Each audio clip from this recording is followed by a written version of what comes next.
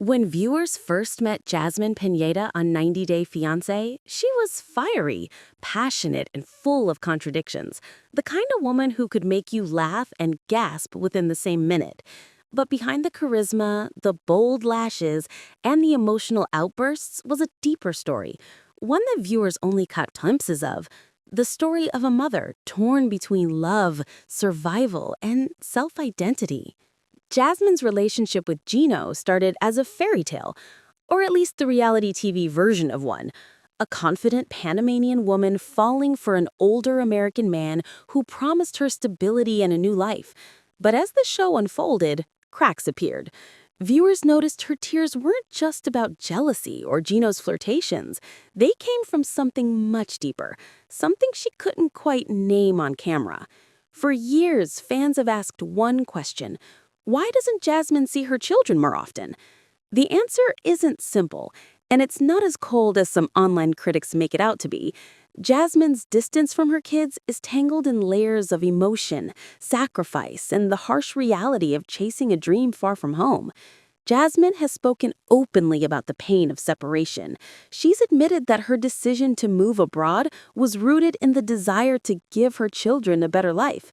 But psychologically, that kind of sacrifice leaves a scar.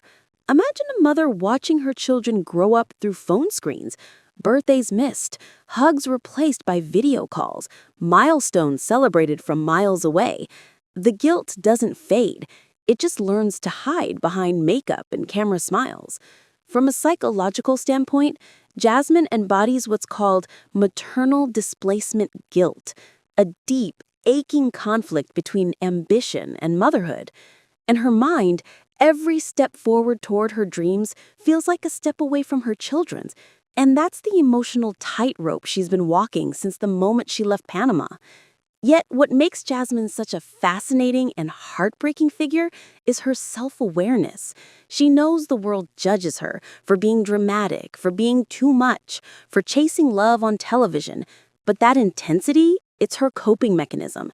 Psychologists call it emotional hyperactivity, when someone amplifies their reactions to mask internal grief.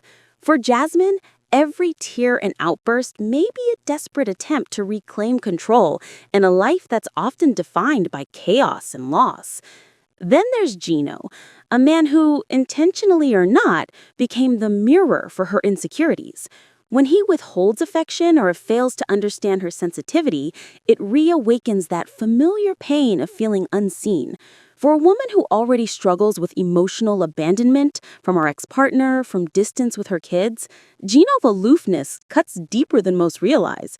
Their love story is less about two people trying to make it work and more about one woman trying to prove to herself that she's still worthy of being loved, even if she's far from her children. Still, it's important to see Jasmine not as a villain or a victim, but a woman caught between two worlds: the Western dream that promises freedom and the Latin reality that demands sacrifice. She's trying to build a new life while carrying the weight of the old one on her shoulders. And that's not selfishness, it's survival. For many immigrant mothers, Jasmine's story is painfully familiar. They work abroad, send money home, and ache for the moments they can never get back.